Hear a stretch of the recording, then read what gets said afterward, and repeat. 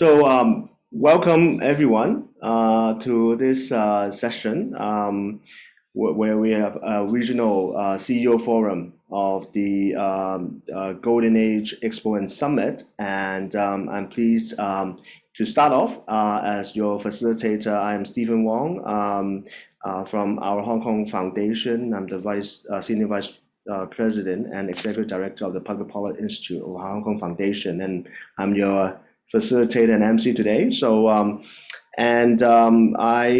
glad that we have three distinguished panelists and speakers today with us, and I will invite each of them to come and speak for about 15 minutes, and then we will have a dialogue and Q&A session.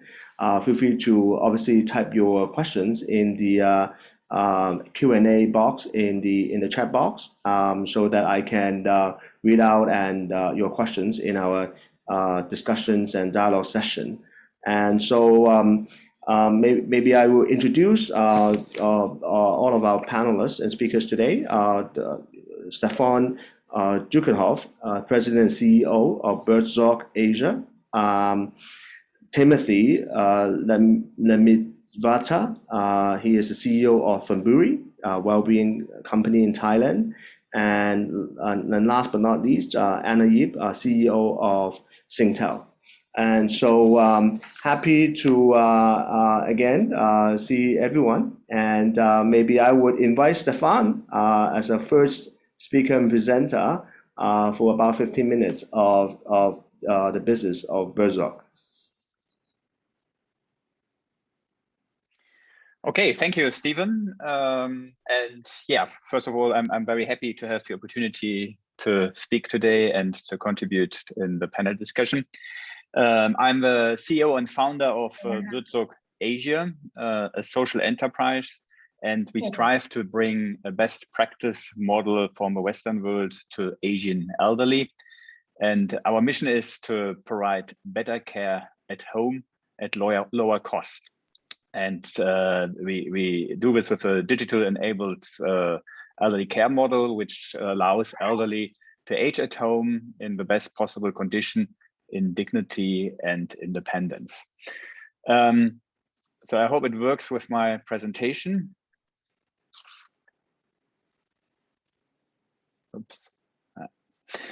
Yeah, let me start with the market. I don't think I have to say a lot about the market because everybody here will know the situation. But if you look at the sheer numbers, it's always very impressive looking at the figures in Asia, also compared to the Western world. And if you only look at the old people being in the need of care, this number is already overwhelming. So according to the data we use, there will be around 46 million elderly in need of care by 2026 in Greater China.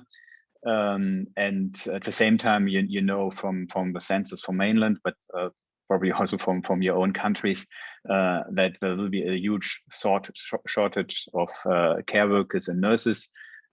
First, because they are not the profession is not attractive enough, but also because of the low birth rates and the shifting ratio from how many working people can take care for one elderly. And also, of course, we expect exploding costs. I think in Asia, a very good example for this is Japan, where I mean the costs are already extremely high to take care for all the elderly. I think what is good in China is that government, especially in mainland China, is very well aware. They launched a policy which, from our point of view, is very smart 10 years ago. It's called 97.3, meaning that 90% of the elderly should age at home, and also if they need care, being cared at home. 7% live at home but cared in communities, and only 3% in institutions. So the concept, I think, is great. Unfortunately, implementation is not so great so far because everybody focused on the 3%.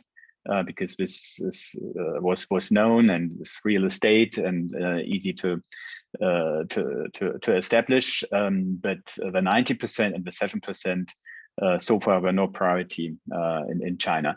But these are actually the fields where we focus on. So we focus on the 90% and the 7%.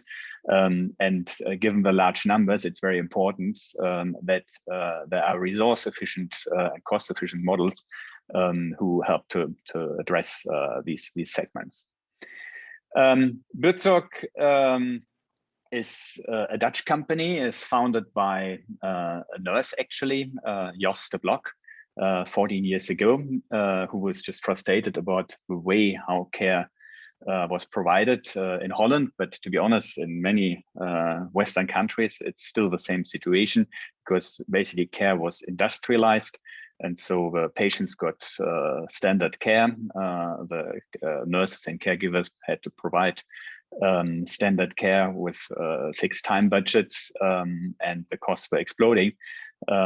So he basically said this can be done differently, and he developed the Buurtzorg concept, which I will share in a minute.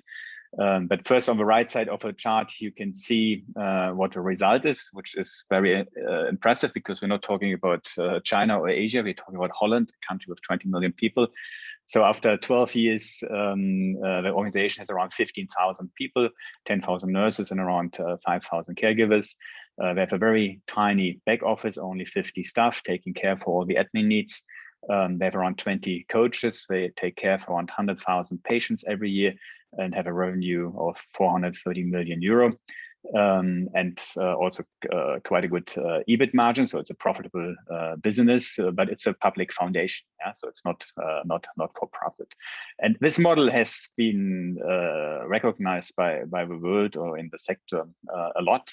So also a lot of awards like the Royal Albert Medal, but also many others, and also many countries or governments or stakeholders of elderly care travel to Holland trying to understand it, including Sophia Chan from Hong Kong. She was there in 2019, was also very impressed about the model. She's a nurse, as many of you might know. But unfortunately, when COVID came, so the follow-up is still on the to-do list, I think. So far, no big progress, but I come back to this later. So what makes this model now so special?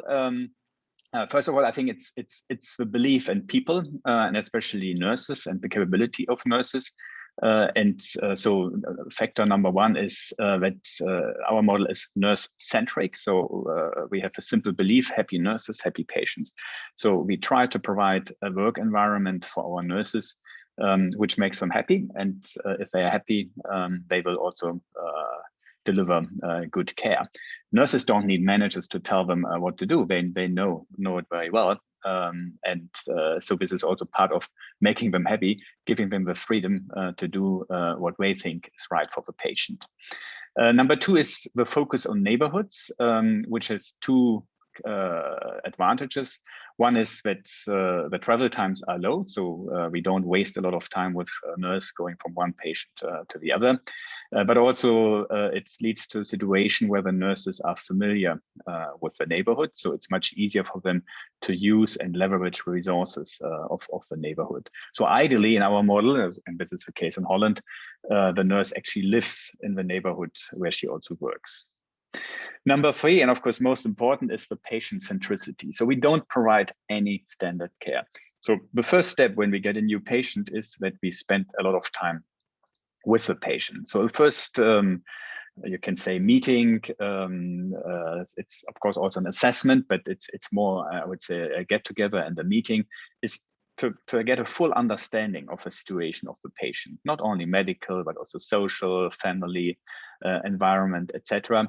And such a meeting can also last sometimes 2 to 3 hours. So we basically say first coffee, then care, or in Asia, maybe first tea and then care. Just spend time and get a full understanding of the patient and its needs and its specific situation, and then develop a focused care plan, which is tailored to the needs of this specific patient. Number 4 is leveraging networks. Basically, our belief is there are not enough nurses in most countries, maybe except the Philippines, to take care for all the elderly. So it's important that we try to minimize the formal nurse hours. And we do this by leveraging what we call informal networks. This can be family members, this can be neighbors, this can be volunteers, whoever is available to support the patient. And it also leads to more independence, because nobody wants to be dependent. So I think it's also important for the well-being of the patients and the families that they become part of the process, and that they are not dependent on external support. Number 5 is lean management. This is probably something which is most special about Buurtzorg, and also more and more companies outside the healthcare sector are interested in this management model, because I said already we have very lean back office, but we have even more lean management. So Buurtzorg, with 15,000 people, has only 2 managers: the CEO, Jos de Blok, the founder, and actually his wife, who is running the back office. That's it. And the organization is based on a model of self-steering teams. So our 15,000 staff in Holland, for example, they are divided into around 1,500 teams. And these teams have to organize themselves as if they were independent or autonomous, or have their own company, but they're not. They are all on our payroll, but they have to recruit their team, they have to recruit the patients, they have to do the rostering and planning, they have to organize their trainings, they even have to organize their own office. So as if it was their own company. And at least in Holland, this leads to also a lot of satisfaction, which is not necessarily the case in other countries. So the motivating factor is probably rather unique, I would say, to Dutch and maybe some other cultures, but also it's a cost factor. Yeah, so we have very low management cost, and so the money we save on management, we actually use to pay better salaries and also to attract better skilled people. And the higher skilled our people are, the more effective they are in advising and guiding our patients to a more healthy life and become more healthy again. Also thinking about prevention and things like this. So it's all about using the available money to the maximum benefit of the patients. And that's why this lean management model is also very important, not only from a motivational factor, but also for the benefit of the patients, because you can spend more money on better trained and more motivated staff. Number 6 is smart IT, and I come back to this. In such a decentralized organization, it's very important to have an effective IT solution. And number 7 is standardization. So whatever is not client-facing, we standardize. That's why we can live with this very low back office. So it started in Holland. It was only meant to be for Holland, but because of all this interest, internationalization started actually in 2013, and currently Buurtzorg is operational in more than 15 countries. And in Asia Pacific, we have legal entities and operations in Japan, mainland China, Taiwan, India, and Hong Kong. In Australia, where we have a license model, and we have some pilot projects. In China, we are actually now already in 7 cities. So I would say it's a slow development on the one hand, but we are getting traction now to bring this model, as it is our mission, to Asian elderly. I talked already about the IT, which is a core element of our model. In Holland, we have a quite unique software, which I always say is built from nurses for nurses. So it's really supporting the daily work of a nurse in the most efficient way. Unfortunately, so far it has not been possible to bring this model or this solution to other countries, except one module, which is actually very important for our overall care approach. And this is a model which we call OMAHA assessment. OMA is basically international classification systems for interventions and outcomes, and it covers the entire management process from assessment, care planning, the process of care up to outcome evaluation. It's an academic model, I would say, also used a lot in academics, and it's tailored for home care, but it's rather complicated. And basically what we did, we made it a tool for nurses, so it's easy for them to use. It helps them to structure their work, but also it helps to communicate with the stakeholders of a patient, be it the family, be it the patient himself, the GPs, whoever is involved in the care process. And most important, it helps us to do a very comprehensive assessment and then to tailor a care plan based on this assessment and the identified problems, and also to define targets. So we don't want just to provide care to make the life a little bit easier of the patient, but we want to help the patient to become more healthy again. So that's why we define targets in problem areas, and then we work towards the target and measure the progress and measure the outcome. And I think this is really a very important element of our approach and differentiates us a lot from others, because, as I say, we are not happy with just making the life a bit easier. We really want to see improvement in the health situation. So Rebecca asked me to talk a bit about the differences between the Dutch model and the Asian world. And of course, there are huge differences. You cannot just take a model from the West and implement it in Asia. So we had to understand what are the differences and how can we shape the model. And I mean, there are lots of differences. Like there is no community nurse in most Asian countries. You have this, I call it Lao Ban culture. People are used to work in hierarchies. They are educated in hospitals and educated to follow SOPs, but not to decide by themselves. In most Asian countries, nurses do not perform ADL work, as we call it, so support for the daily life, etc. So that's why we had to shape the model, adapt the model, and just to mention some of them. First of all, we had to learn that facilities drive a perception of trust. So in Holland, it's a pure service model with no facilities. But in most Asian countries, actually, we work now with facilities, but only use them basically as a starting point for the care at home. So care at home is our core business. But it makes sense to have a facility as a base. We offer a broader scope of services, not only home nursing, but also we offer services for temporary stay or daycare, etc. And well, we had to build the profession. I have to build the profession of community nurses. We work with hierarchies, etc. So there are some changes. Some adaptations. This is just an example, as I just mentioned, the facility-based model, and it's basically our ideal model. It's we call it integrated elderly care center with our nurse station for home visits, daycare center, mini nursing home, and medical station, ideally under one roof. And those from Hong Kong will see this is actually would be an ideal starting point to use the district health centers for this.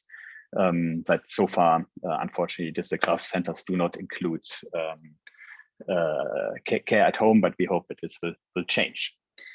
Good. So we have a lot of proof of concept, but I think the most impressive ones is what we achieved in Taiwan. In Taiwan, we founded with local partners after a pilot project, a company called Taiwan Home Nursing. Now it's almost 3 years ago, and I would say it's actually probably the closest implementation of a Dutch model in Asia. And we have now around 300 nurses and caregivers working in around 20 teams. They are not fully hierarchy free, but actually they are at least to a large extent self-steering. They are very closely linked to their neighborhoods, are able to leverage resources in their neighborhoods. So it's very important for us that we finally were able to show that this model actually works very well in an Asian context. So to finish now, two slides about Hong Kong. I think well, those of you who are in Hong Kong actually will know the situation of Hong Kong, where there's a lot of focus on the active aging elderly. But when it comes to pre-frail and frail elderly, it's much more difficult. Basically, the concept is very much center-based for the frail elderly. So if you can't stay at home anymore, you have to go to a nursing home or a hospital, but you have very long waiting times. So waiting time for home care, for example, is 20 months, for daycare center 12 months, and for public nursing homes even longer, for 39 months. So that's a very frustrating situation, and also a very costly situation. Actually, Hong Kong has the highest share of institutionalized elderly in the world, I think, around 6.8%.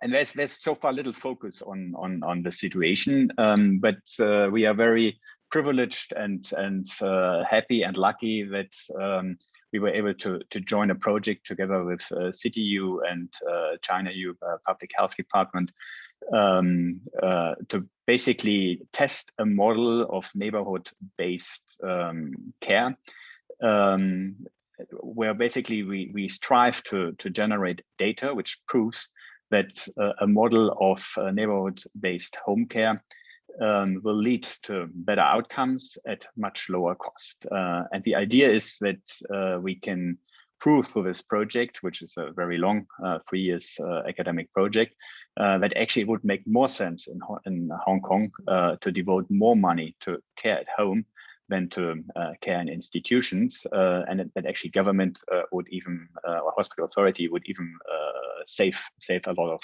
money. This project is fully funded by the Bank of China Hong Kong Foundation, and so it's I would say it's a beautiful project.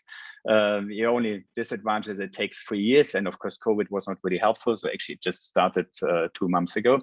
But yeah, we are very confident that the data will show that also in Hong Kong,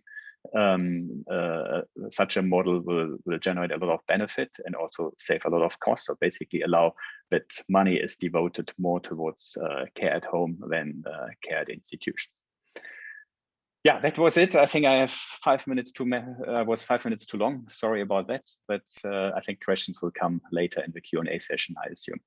Thanks, Stefan. It's very comprehensive. I didn't stop, it's overrun, but it's very rewarding. So, well, without further ado, can I invite Timothy from Thonburi to share the Thailand experience? Yeah. Sorry, everybody. My name's Timothy. I'm coming from Jin Wellbeing, or THG Group. We're the second largest healthcare group provider in Thailand. We're a private company, so different than Stefan, approaching it more from a government perspective. We'll approach ours from more of a private sector. So THG owns 100% of Thonburi Health Wellbeing, which is the vision we're going forward. We're committed to be providing senior living solutions and leverage our professional healthcare experiences. Basically, THG Group designed their way forward by investing in the future in elderly, because I think many people realize that Thailand has an emerging elderly aging population. We divided our group into the hospital sector as well as the wellness and elderly sector. I'm not, sorry, I can't share the slides on this side. Which slide are we on? We should be on the THG Group structure.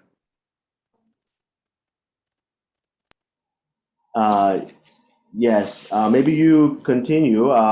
Hopefully our backend will fix the slides to show.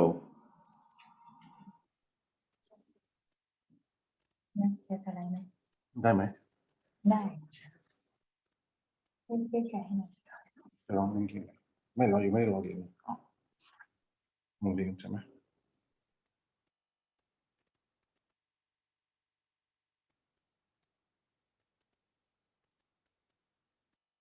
ไม่อะไร แชร์ให้ไอทีได้ไหม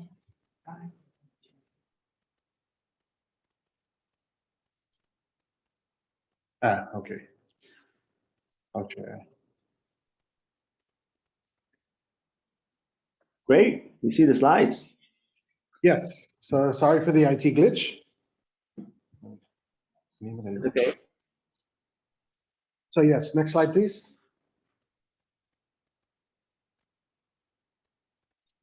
Next. Okay, next. We've discussed this one. กล้องมันคือตรงใส่สีเขียว Hmm? กล้องของทีมจะอยู่ตรงใส่สีเขียวข้างล่างเวลาคุณทีมพูดมองกล้องสีเขียวข้างล่าง Okay, so our hospital group is the top part. We separated into our hospital business and then other businesses. Next slide, please.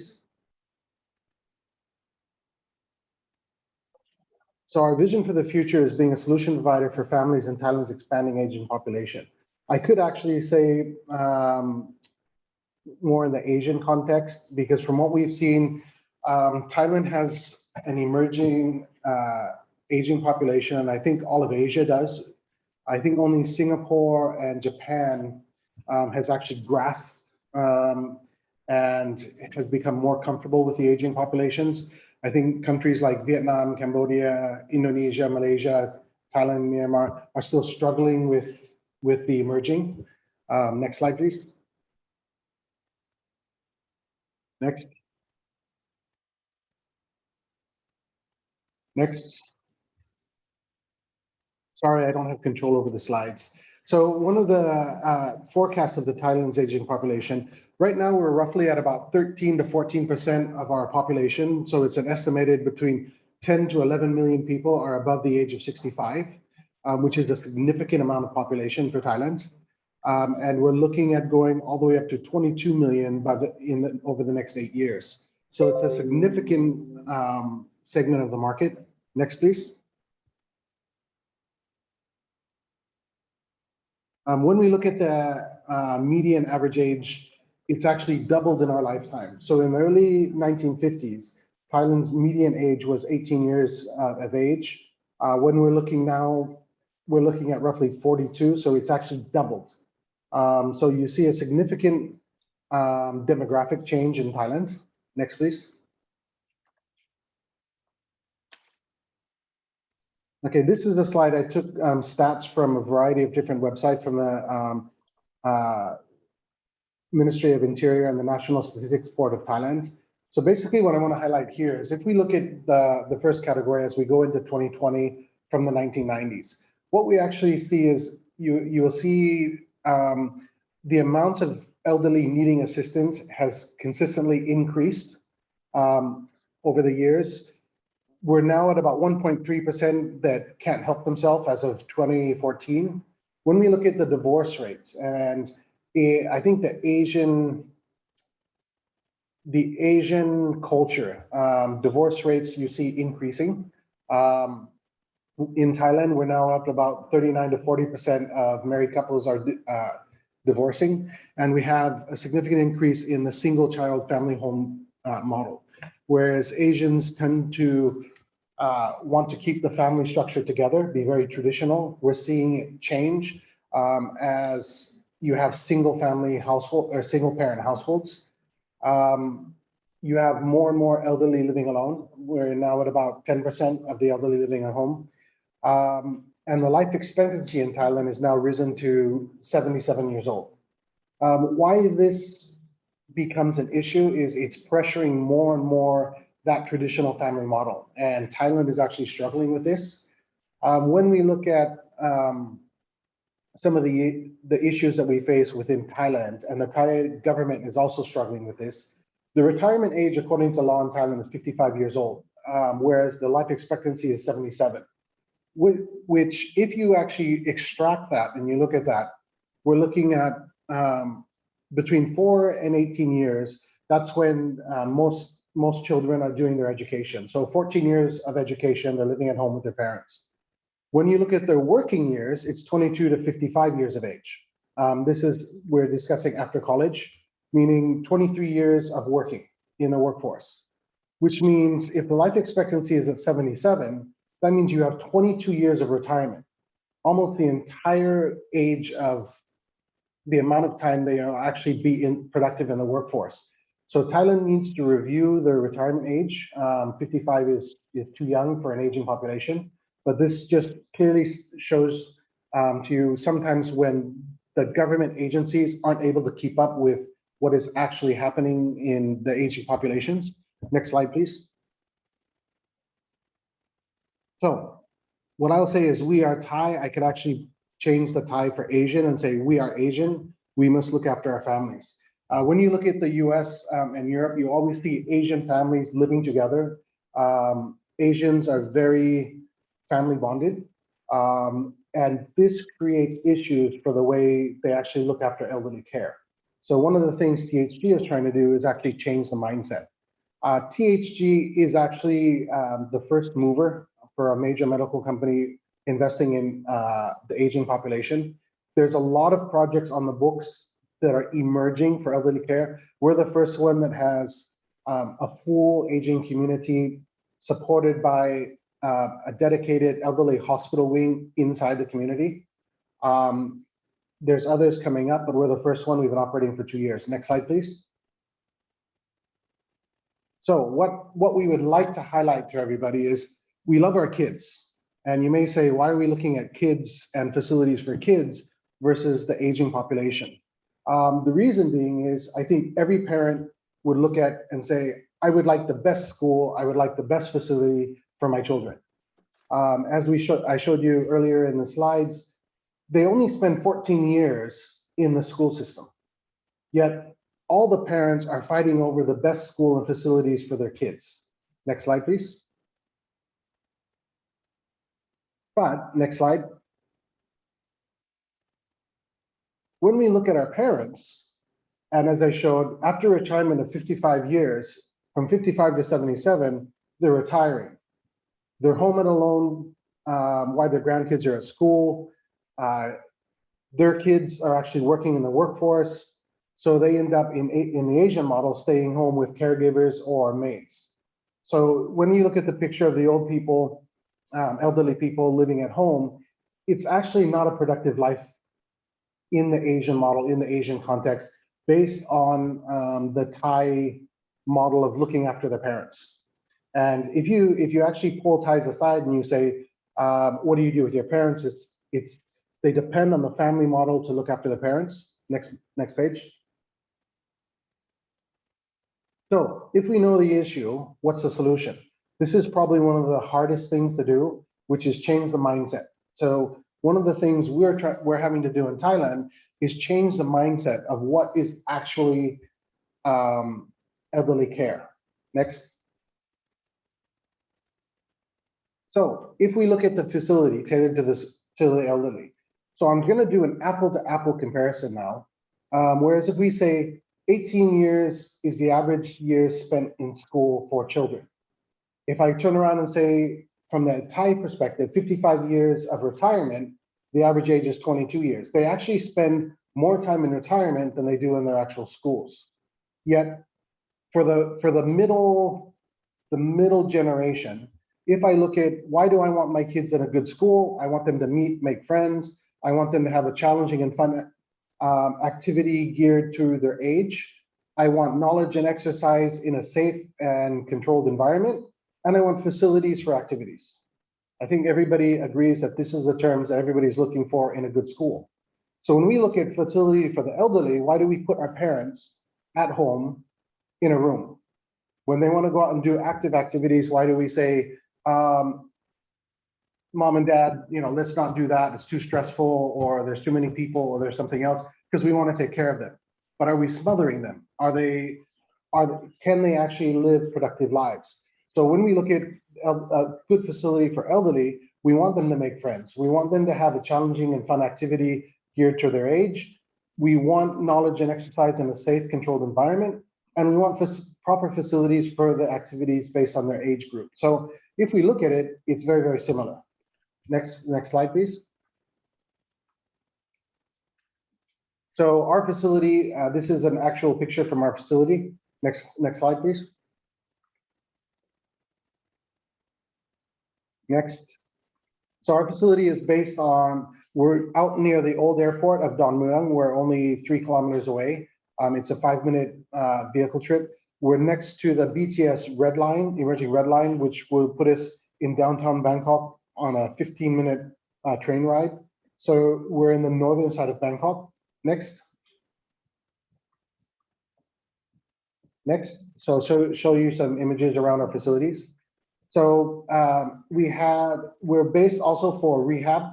We have shuttle house service,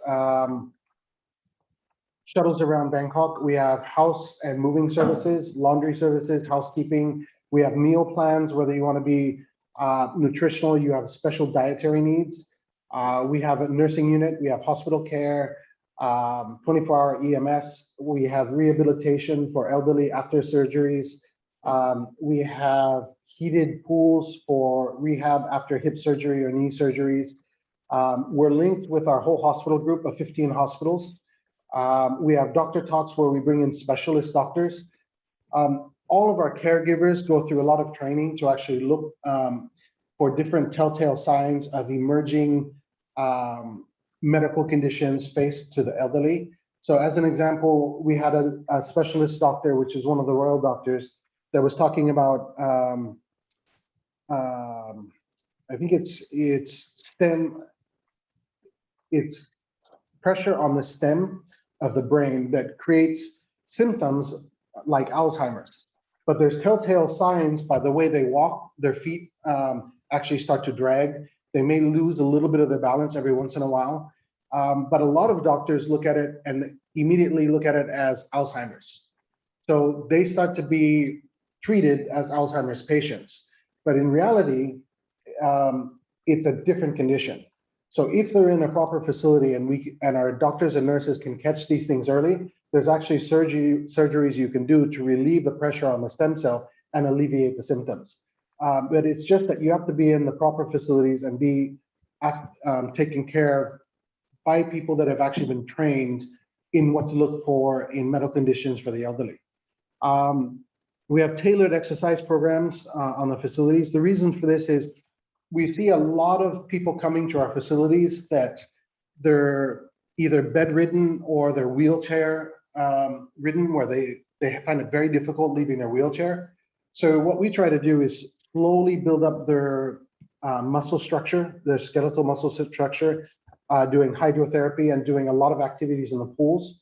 And we can actually bring a lot of the elderly out of their wheelchairs. And then we get them to start walking through the gardens and be a little bit more active, and they live a much more productive life. Next slide, please. Next.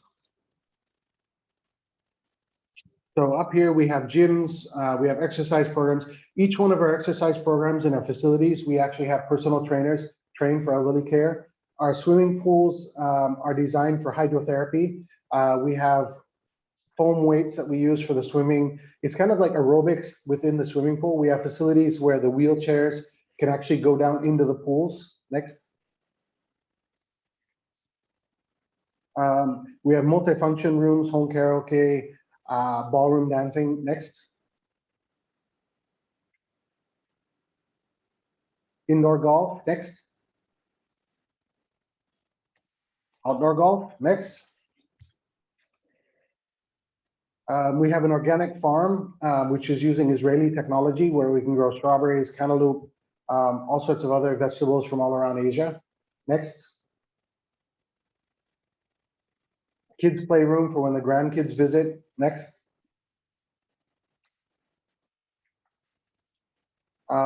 This is art therapy. We actually have university lecturers come in to do art therapy. We have a wellness spa. Next. We have a cooking school. You'll see the two chefs down below. One is a nutritionist. One is a well-renowned wellness doctor from our hospital group. They actually come in and give cooking classes, nutritional classes, and some of them are actually just fun classes for the elderly. Next. So our facilities is there. You can see our hospital for rehab in the center. Our hospital rooms are more not really like a hospital room, but more like a hotel room. We do 24-hour care in the hospital, but we also have the condominium units on the left, which residents can live in, where they live actually just across from the hospital. So on the upper left corner, when you see the THG blue sign, that's a 55-bed elderly care hospital on site. And we have on the bottom left, you have the emergency team that is stationed 24 hours a day on site as well. Next. We'll probably talk about this in the question and answering. We were given a couple questions. So one of the questions was, how can the business sector contribute and co-create or benefit a growing aging market? For me, is what business doesn't want to know a future market trend, and which doesn't want to capitalize on a growing segment? So to me, that is very common sense. How to help Asian cities make the transition to older societies that are still healthy and productive. I actually like Singapore very much. When you walk through the airport and you walk through some of the gardens, you will actually see a lot of the elderly in these type of facilities. So I think Singapore's adapted very, very well. I really like what they're doing. I would like to highlight the COVID fight presently. THG has created a support system based on retired nurses and doctors. I think if everybody's looking at the news, Thailand is being inundated with COVID. We're actually barely being able to hold our own. All of our frontline nurses are pressed to the max. At one time, there was a 3-day waiting list for hospital rooms. The government was opening more and more field hospitals, but the issue is we don't have enough doctors and nurses. So what we did is we unretired nurses and doctors, and we got them to start training new college graduates to elevate them up to the level where they can actually take care of ICU rooms, because COVID is one-sided. All COVID patients, you're basically meeting the same type of symptoms every single day. So it's very easy to train up the next generation. So we can take the elderly care and use them to train the new generation to reinforce our frontline medical staff. They're also able to do screening, referrals, and telemed, where they're not in danger of catching COVID, but they can work from home and they can help with the screening, referrals, and home telemed. So that was able to take relief off of our frontline medical staff. But I just wanted to highlight, because COVID is present day, and it's something that people can actually see. Retired elderly people still can live a very healthy and productive life. And then the last is to re-educate the Asian family model mindset. We're not abandoning the elderly.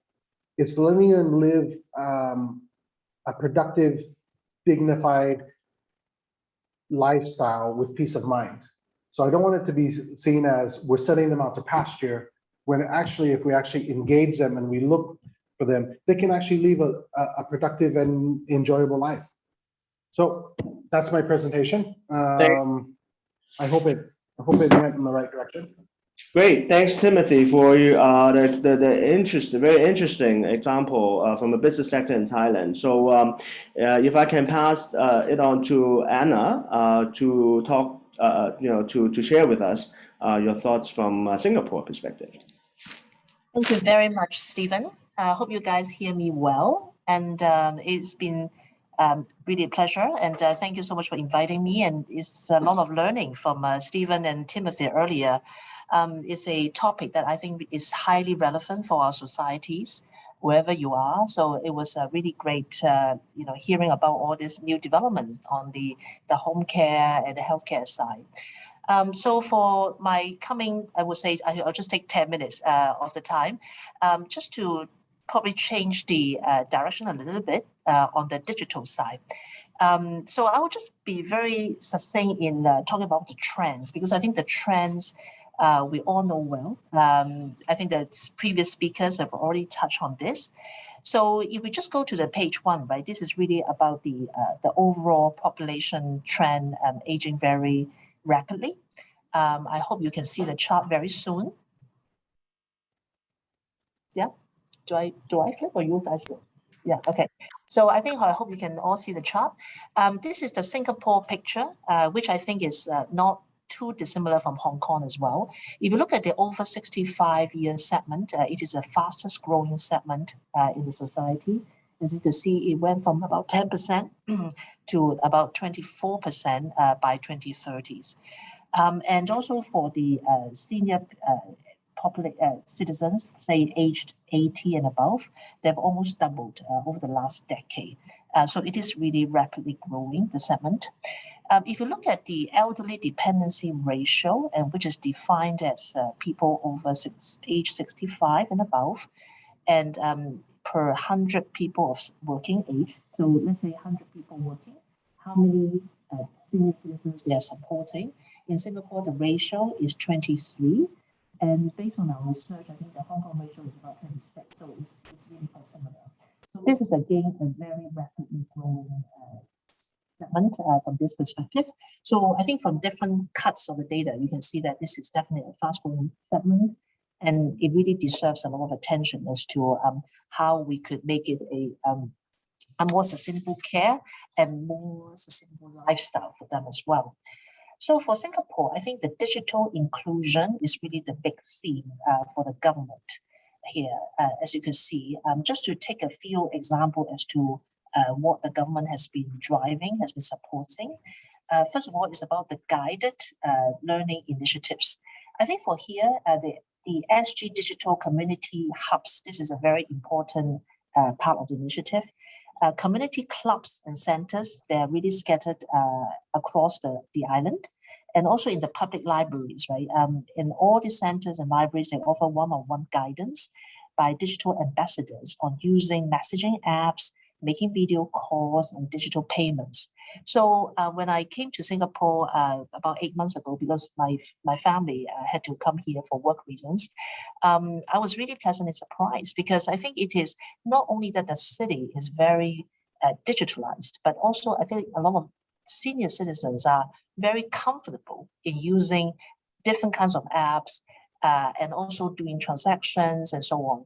At a level of ease that are a bit unusual, I have to say. So I think the government really has done a lot in preparing them for this journey and making them not afraid of using digital means to communicate and do many other things. So in terms of the group learning sessions, there's a lot of interactive hands-on activities where seniors can immediately try out a lot of new skills. For example, they learn how to use the apps, so they can make a small payment right away. They can borrow books from the libraries right away, so they can actually practice very quickly. And there's also a lot of online learning, so they can also do a lot of virtual classes once they have some basics in terms of using social media or learning how to order food, for example, and do online shopping. So, for example, for the self-learning resources, right, there are also a lot of starter kits develop like little videos or little micro movies for them to learn how to do this in terms of sending emails and navigating government websites. And the self-learning tools as well. So you're not just relying on others, but also a lot of self-starters, right, for everybody. As long as you have a little bit of initiative, right, you can also learn. So I think that is just so important to, not just in terms of investing in the technology, but also making sure the citizens, whatever your age, you are part of the journey. So apart from the getting everybody very comfortable digitally, there's also a lot of usage of technology to support the aging in place. For example, the first one, we just put 2 examples here, is called Camelo delivery robots. Singapore, I think for a lot of you will be familiar with the HDB structures. There's a lot of public housing estates, very well organized in terms of there's a lot of shops and a lot of food outlets. But at the same time, there's also the government also put in place, right, this sort of shopping robots. And basically in the pilot program now, since early part of this year, led by IMDA, which is a key representatives for the Infocom sectors and the broadcasting sectors for home delivery groceries. So right now, 2 robots will deliver parcels and groceries to 700 households. Sorry, Anna, you might have to speak closer to the mic. I think for the last. Sorry. Yes, this is much better. Thank you. Is it better? Okay, it's better? Yeah, okay, thank you. So should I just start again with the robots, Stephen? Just you go ahead. I think we just missed. All right. Okay, good. So these two robots would deliver parcels and groceries to several hundred of housing estates, the HDB blocks across the island. So users can shop online or pick up decided their groceries, what they want to buy in the supermarket, and then the robots could dispatch them to the blocks to save them carrying the bags across the distance.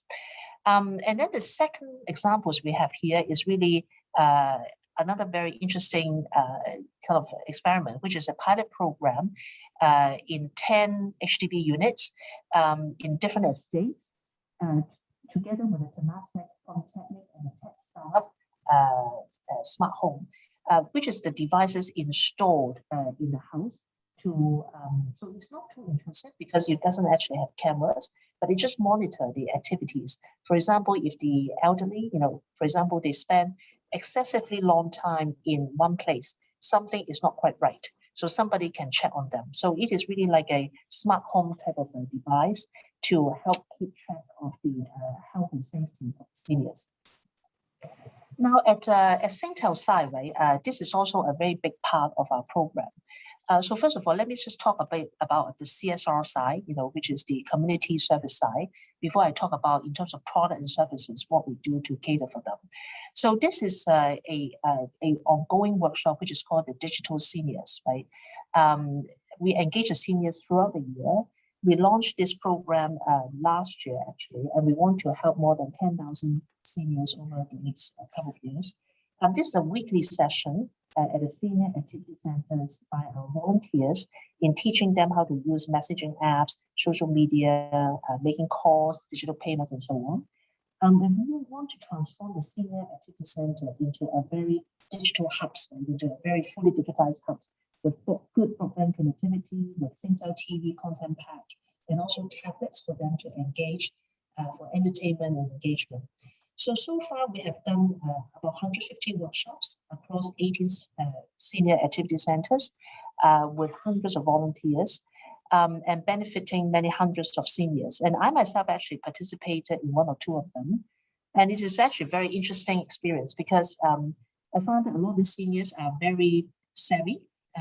And some of them are, they could be Grab drivers, for example, or their children are in Australia or outside, and they're already using apps very comfortably. They just need to learn to use some new apps.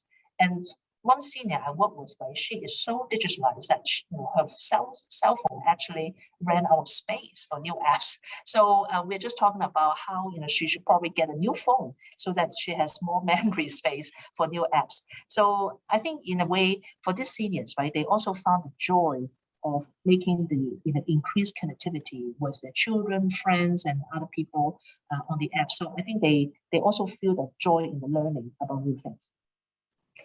Now, last but not least, right, I also want to touch on in terms of what we're doing in terms of the silver benefits for our senior customers. So we do the workshops, as I said, at the community centers, but we also do workshops in our own shops every Wednesday. We have senior hours in the morning, which is exclusively serving them, so that they don't need to queue, they don't need to, fight for time with others. So, and also we have priority queues in our shops and express service in our hotline for the senior citizens. So again, to save them time for queuing. And of course, for the discount side, right, for plans, we have senior plans, subsidized mobile plans for the seniors, and also exclusive benefits for them in terms of data free, like data, zero rated data for WhatsApp messaging, for particular type of handset, and also kind of zone alarm, which is again alerting the families when something happens to them, some special offers for them. And the upcoming services, which I think is very, very timely because of the COVID situation. One is really for the white coat, types of white coat. White coat is actually one of the providers for telemedicine, right? Teleconsultation.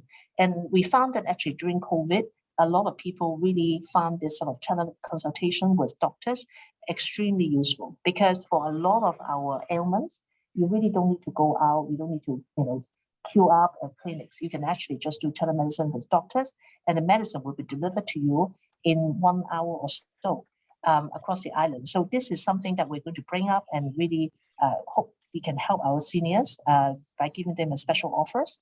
Another thing is also encouraging more some of our subscribers who don't use up the data to donate their unused data to serve the seniors, because a lot of seniors are in the vulnerable segment. They are lower in income, and they also, probably the children are also finding it a little bit hard during the COVID time in terms of sustaining their normal income. So they really need help. So we want to create a very virtuous cycle for people who don't use up the data, and we channel the data to donate to the seniors. So let me just end on that note. I mean, there's a lot of things going on in helping our seniors to become very digital savvy, very digitally comfortable, and also supplemented with product and services that really fit their needs. So let me just hand over back to Stephen. Thank you, Anna. That's very helpful. And let me just go into this session where I would like to invite all of you for your questions and types into the Q&A chat box, and we will answer accordingly. And I saw there's one question on whether we can share the PowerPoint presentations. I think that's up to the foundation as well as the speakers, so we'll get back to you on that. Well, let me just go right into Stefan. On sort of it's very comprehensive, but yet love to draw a bit more closer home out in Hong Kong as to when you talk about sort of the network, neighborhood network. How would you see the potential challenges and opportunities in Hong Kong? Given that we obviously live in apartment blocks and stuff like that, and we don't have a lot of existing neighborhood support, it seems like. How do you sort of see how do we sort of build that up in Hong Kong? Well, of course, but the challenge in Hong Kong is also that the apartments are usually very, very small. Yeah? So that's for sure a specific situation. But on the other hand, I think living in a densely populated setup has also the advantages that actually there is quite a high number of potential supporters, neighbors, etc. But I also know traditionally it's not that common that people are open to let others, strangers, come into their apartments. Yeah? So that's probably the challenging side. I think on the positive side, I think Hong Kong, at least from my understanding so far, and I'm only 1 year in Hong Kong so far, and basically due to COVID also quite limited in what I could explore. But I'm really impressed about the high number of NGOs being active in Hong Kong. I would say mainly focusing on the active aging. But many of them have very impressive approaches or solutions. So I think there is quite a base from which we could start. Yeah, and if we can find models where we can extend the scope of their work also towards more helping elderly who can't join activities but have to stay at home. At least you have a big number of volunteers and people working for NGOs who are already devoting some of their time or majority of their time to the elderly. So it's just expanding the scope of what they do. Okay, can I follow up on just one or two quick questions on that? One is you mentioned DHC, and you mentioned that obviously there are some missing part. We were not here to criticize, so we wanted to be constructive. Yeah. So you mentioned there are potentially nursing function that are missing in DHC. Can you elaborate on that? Number one, and number two is so how do you sort of how do you see connecting with the existing? You mentioned about the NGOs that are doing a bit of active aging nowadays, but how do you sort of connect this into our health sector, for example? With our, for example, the hospital authority data portal right now, and how do you sort of do the referral between where the nurses find out problems and so how do they refer to the existing and connect with the health system? Because some of the problems that we found is obviously the social and health interface in Hong Kong that is not doing so well, and so under the Birdsong model, how does that social and health system connect in terms of the data, in terms of the referral system, and how do you sort of envision that in plugging that into the DHC model? Mm-hmm. Yeah, okay. Let me start with the DHC. I mean, when I came to Hong Kong, I learned already before about it. I was really very positively impressed by the DHC concept and principle, because I think it's really the right way to go to bring primary care into the communities. But then I was also shocked when I realized that it's actually, again, it's a center-based concept. So it's only open for those who are still mobile and can go to the center. And it doesn't include any home care or support at home, or even, I mean, visiting doctors, whatever.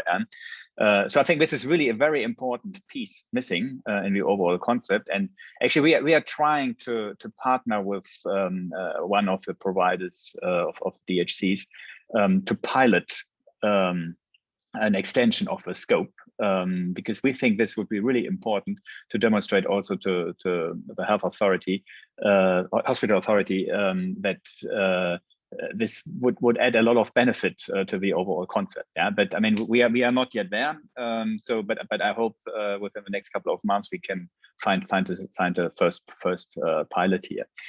And then how to connect to the overall system. I think for us it's really important. I mean, other than what Timothy shared, I mean, our approach is we want to provide care for everyone who is in need of care.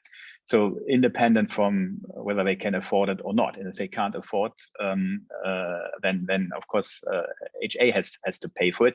And I think actually Hong Kong is in quite a good situation, because you have a very impressive healthcare system where basically everybody can get healthcare. Unfortunately, it's a lack of capacity and all these problems you also have in UK, for example. But at least healthcare is there. And now the challenge is how to devote more money towards care and cure at home. And that's why we have this project, which is very important. And it's not only, we do not just want to deliver a nice academic project with some data, but we also strive to involve governments or stakeholders, I would say, or influences, with the idea that the policies should be changed. Like we have two professors, public health professors like Ike Yo and Eliza Wong from China University. Dr. Lam Ching Choi, the head of ELA Commission, is involved, and I talked about Sophia Chen. She knows what we are doing. So I mean, the idea is after 3 years latest that hopefully the policy will change and there will be more money available for care at home, because what we don't want is just to provide this service to the one who can afford it. Of course, there are also more people probably here than in Taiwan and Thailand who can afford such services, but still it's maybe only 20%. Yeah, so that's why we have to find ways to work together with hospital authority. So sorry to drill further into, because I'm from policy side of things, so I'm really interested. It's good. But I guess one question there is sort of the funding model.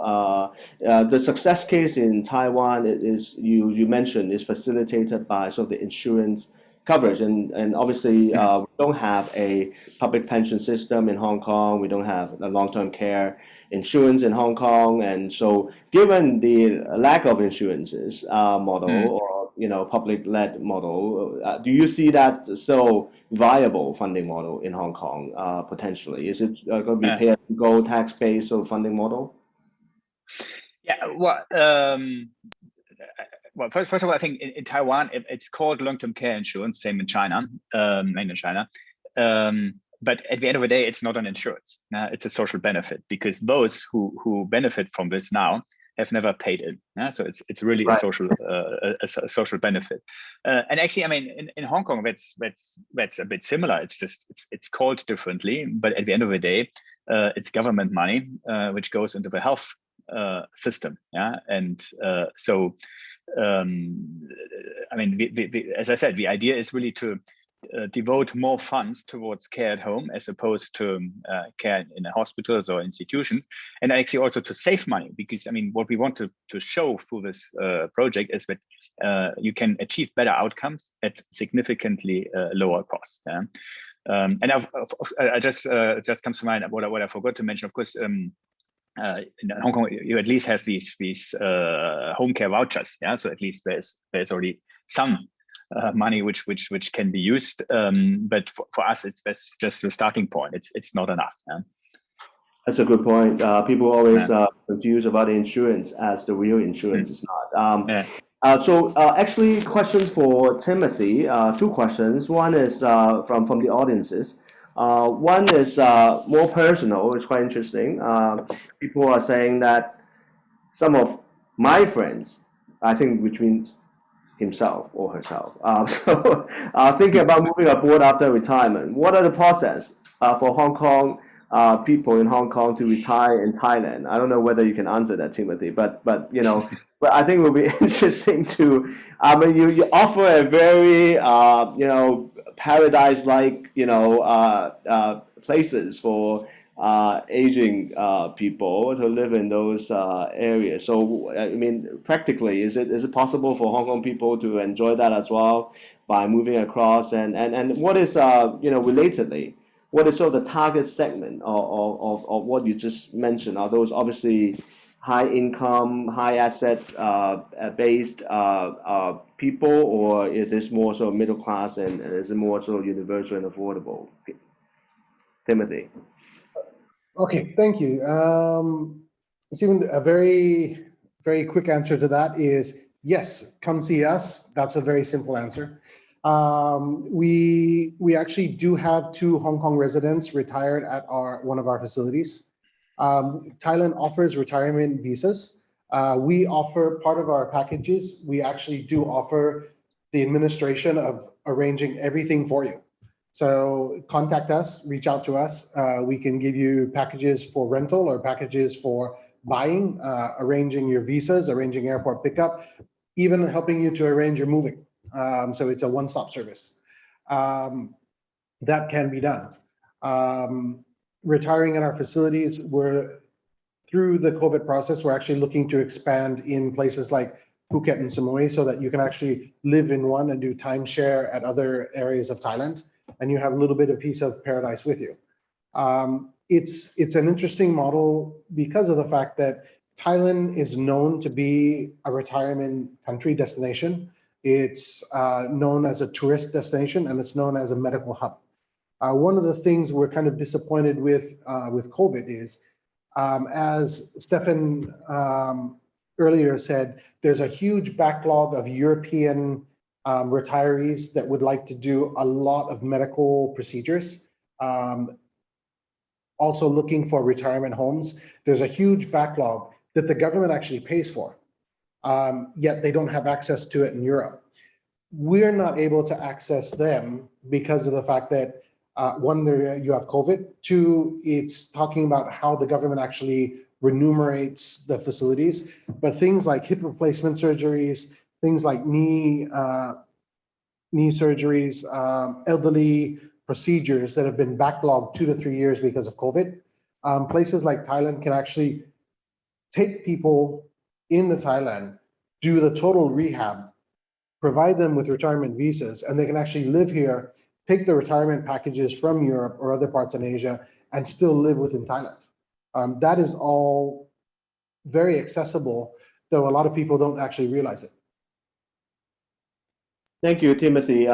Just quickly on the practicalities of things. So when they actually live in your or buy your place, I heard something about, you know, Thailand don't sell the land rights. I mean, so you just own sort of the property without owning the land rights, and therefore when you resell it, or you know, when after the aged person pass away, I mean, how is that process works? I mean, leaving the estate, is there estate tax and all these sort of practicalities? Just to throw out there. Okay, well, our retirement facilities, ours personally, then there's another couple from BDMS Group as well coming up. We do 30-year plus 30-year buyback guarantees. So you actually use, it's kind of more of relatively lease because a lot of elderly people, they're not looking to invest in the future. They're looking at a nice facility where their nest egg that they've built up over their entire life can still be transferred to a charity or transferred to their relatives. What you don't want to do is have a facility where they bought it and then after, let's say they pass away or something happens, that they don't know what to do with the property or the estate. So what our projects do is buy back, 100% guaranteed. So whatever you invested in, we will buy back once you pass away or you're critically ill, et cetera, et cetera. Or it can actually be translated to be the insurance policy to take care of you if you're bedridden, you have a stroke, you're unable to function properly and you're bedridden. All that facility care would actually be taken care of from the property, and whatever is remaining then will be issued to wherever your will stipulates your estate to go to. So we do all of that process. So it's not really whether you own the property, not own the property. You own the condominium or you own the house. But again, it's 100% buyback guarantee to the property because we don't want the properties for resale. Because what we don't want is younger generations moving in because of the location or somebody interfering with the elderly aging group. So the way you control that is you do 100% buybacks. Okay, understood. So Thanks, Timothy. the elderly looking. Yeah. That's very clear. And a couple of questions for Anna. I think it's of similar nature, so I will just ask them in one go. Number one is, that person agreed that many seniors can use smartphones and can learn to do so, but there are many who can't because of disabilities and dementia. So is anything Singtel can do for them? Similar question is that, that person observed that many elderly, aside from dementia and disabilities, but generally their hands and fingers are not as sensitive or agile as younger people, where younger people can drag, or whatever, tap easily on the laptop or the laptop or the iPad. What is your expertise in helping the elderly users to overcome these barriers? So two similar questions. Okay, thank you, Stephen. You hear me well now? Is it okay? Yes, good. So let me just tackle the first question first. I think the question is about for people with disabilities and dementia what kind of support can we give them in our experience, right? I think first of all, in Singapore there is increased awareness given to the conditions, like particularly focusing on the caregiver support, because they need to know what to do, when their loved ones is suffering from, certain aging symptoms. So for example, there's something called a Successful Aging Project, and there are guidebooks that are published that gives very useful information on aging. For example, like home care, road safety, financial wealth planning, so that it is not just the healthcare part, but it's also the holistic lifestyle, management for the caregivers. I think the focus is not only on the patient, but also on the caregivers. How do you give the proper support there?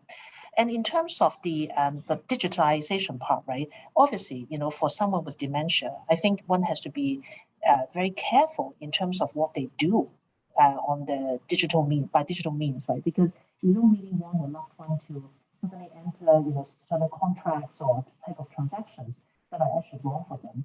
So the focus here is actually a lot on cybersecurity and also on the scams awareness, because I think in a lot of the markets, like, we see that this is definitely a trend where people really targeted at people with vulnerabilities and focus on either like just engaging them in proper type of transactions.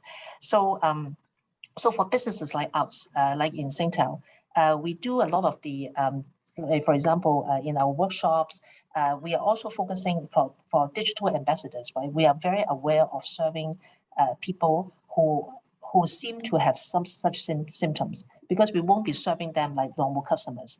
And we will be, having certain guidelines in terms of how to engage with them and not to be engaged in certain business transactions unless they have, family members around. So I think for that type of residents or citizens, that kind of awareness in terms of cybersecurity and scams will be the key focus, rather than teaching them how to use the devices per se, right? Now, to your second question, which is more on the physical agility of senior citizens. Sometimes it's just not as agile. Sometimes they just can't use their fingers as in the same way that some other younger folks could do. We do have such experience in terms of, because we do organize. We go to community centers. We also have our digital workshops in our own shops, right? So for that type of users, we actually teach them, instead of just relying on their fingers, we actually teach them to use the interactive means, for example, using voice on their smartphones, because I think almost all smartphones today are equipped with pretty good voice to text features, but you need to know how to activate the voice features to give commands, right? So I think we found that for a lot of the seniors, that actually is very useful, because once they call up the digital assistant, then the digital assistant can actually call numbers for them or do certain things for them, rather than just relying on the dexterity of the fingers. So I think that is one way to solve the problem, apart from helping them to get comfortable with the fingers. That's very helpful. Thanks, Anna. Couple more questions for Stefan. Well, it's interesting that it says, Stefan, you outlined the differences between Asia and Europe. Can you see the BirdTalk's offering in Asia become even more localized, then some elements become more different from the European model? I think, can I elaborate on this question as well? Because you do sort of listed out the differences in for example, in mainland China landscape versus in Europe, but you haven't sort of mentioned how you adapt the Holland model to, for example, are there any changes or adjustment that you made in the Holland model when you actually adapted successfully in Taiwan, for example? And how do you plan to adapt that, for example, in mainland, given the outline differences that you sort of outlined it there, or even in Hong Kong? And sort of, if I can throw out that related question as well, is that it's pretty interesting that, well, the one person challenged you that, well, did you do the same 3-year study before you start your operation in Taiwan? And why do you need to do that in Hong Kong? It's a 3-year academic study. The world will change so much after 3 years anyway. So did you do that in Taiwan? Do you need to do that in Hong Kong? Is academic study a best approach, or more market research is the best approach? So let me just pass it on to that, Stefan. Yeah. No. Wow. Thank you for all these questions. It's an excellent opportunity, actually. And first of all, I think we are really by no means dogmatic. I mean, there are some must-have elements which we will never give up. Like, we never would provide any institution for permanent stay. Yeah, because I mean, we believe that most people actually love to stay home, and we would facilitate this. So even if we operate in China, for example, so-called mini nursing homes, they are for temporary stay. If you have a stroke, for example, you need to spend a couple of months, and then we think it's better to have them in such a facility, and with the opportunity to send them home. If you hadn't such facilities, people would be sent into a hospital or a nursing home, and they would only leave when they die. Yeah, that's why we do these things in between, which we don't do in Holland, but we do them in China, because we see the need for this. So number one, we will never operate institutions. Number two, we will never provide standard care. Yeah, I mean, that's I mean, at the beginning, we have to be pragmatic. Say, for example, in China, long-term care insurance is standardized, but it's always with the vision how to add additional services so that we can help the elderly in their specific situations. Yeah, so that's for us, tailored care to the specific needs of the elderly. That's the second must-have, and the third must-have is that we want to empower the nurses and caregivers to the maximum, so that they who interact on a daily basis with a patient can take decisions within the framework which we give. Yeah, but I mean, we at least think that human beings are actually taking care for human beings. Yeah, so that's why it's important to give them at least some degree of freedom within a framework or a regulatory environment, so that they can provide the best care. But apart from that, we are not dogmatic at all. So we adapt to whatever. And if you think about Taiwan, for example,